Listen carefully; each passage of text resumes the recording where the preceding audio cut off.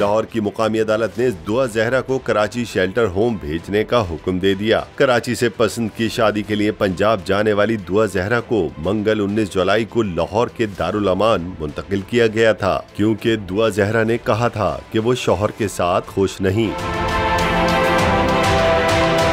दुआ जहरा ने district court Lahore में दरख्वास्त दायर की थी और अदालत के रूबरू वालिदैन की जानिब से जान का खतरा होने और जहीर के साथ हालात खुशगवार न रहने का बयान दिया था। दुआ जहरा का कहना था कि इसने शौहर से अलग होकर अपने रिश्तेदार के घर रात गुजारी। उसके पास रहने के लिए कोई छत नहीं, इसलिए वो दारुल अमान जाना चाहती है। लड़की का मौक़िफ़ सुनने के बाद फाजिल जज ने दुआ जहरा की इस्तेदा कबूल करते हुए इसे लाहौर के दारुल अमान मुंतकिल करने का हुक्म दे दिया था।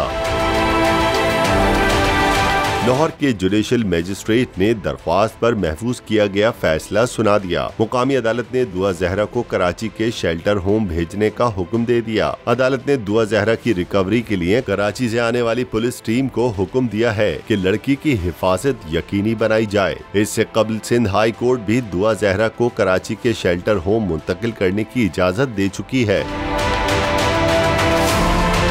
दूसरी जानिब दुआ जहरा के शौहर जहीर को भी पुलिस गिरफ्तार कर चुकी है, जिसे कराची पुलिस ने सिंध हाई कोर्ट में पेश किया था।